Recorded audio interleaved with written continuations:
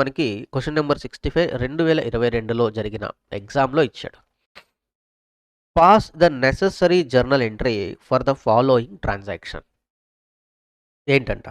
Issued cheque of 39,000 to Pranab, a creditor, in settlement of his account of 40,000.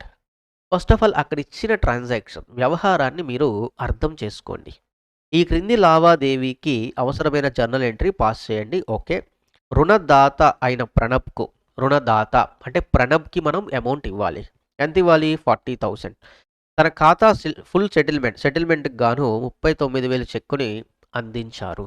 ఇలాంటి transaction ఇంతకుముందు మనం ఎక్కడైనా discuss చేసామా? జస్ట్ ఒక్కసారి మీరు రివైజ్ చేసుకోండి. ఇలాంటి ట్రాన్సాక్షన్ మనం ఇంతకుముందు ఎక్కడైనా రికార్డ్ చేసుకున్నామా? చూడండి ఒకసారి. జనవరి 26 చూడండి.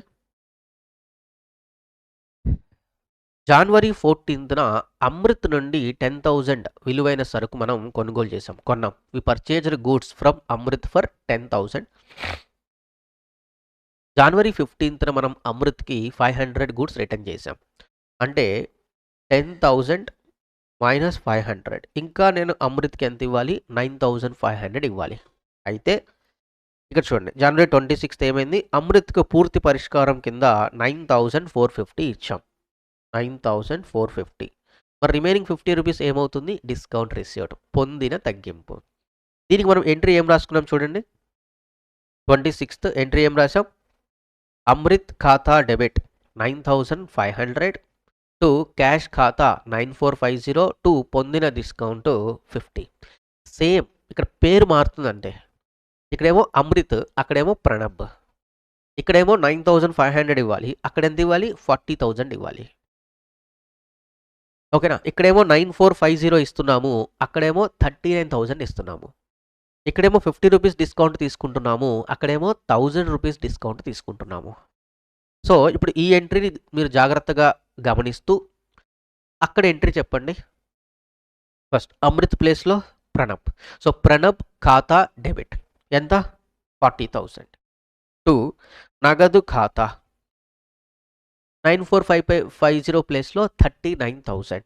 నెక్స్ట్ టు పొందిన తగ్గింపు లేదా డిస్కౌంట్ రిసీవ్డ్ 50 ప్లేస్లో 1,000. అంటే ఎంట్రీ ఏమవుతుంది? Pranab account debit 40,000 to cash account 39,000 to discount received 1,000 rupees. Very very important transaction.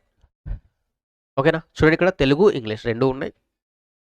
Pranab account debit 40 correct. Pranab account debit 40 correct. To bank.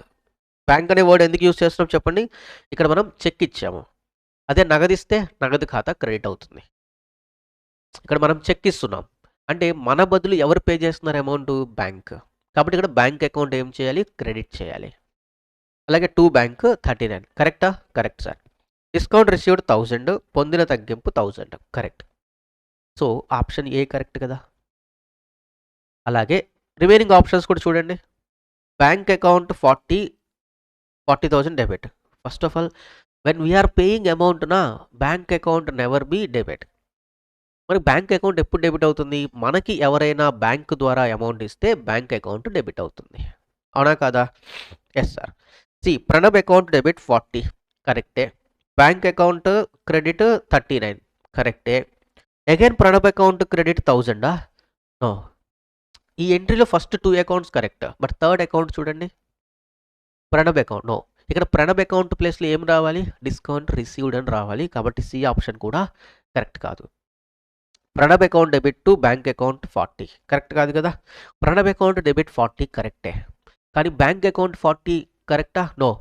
Bank account అంటే నువ్వు బ్యాంక్ నుంచి ఎంత పే చేస్తున్నావు? 39 పే చేస్తున్నావు, కాబట్టి 39 రాయాలి. లాజిక్ అర్థమవుతుందా స్టూడెంట్స్? సో మొత్తం మీద ఏ ఎంట్రీ కరెక్ట్ అవుతుంది? ఏ ఎంట్రీ కరెక్ట్ అవుతుంది? First option correct. Very important transaction. ఒకసారి మళ్ళీ వీడియో పాస్ చేసి మీరు గమనించండి. ఓకేనా?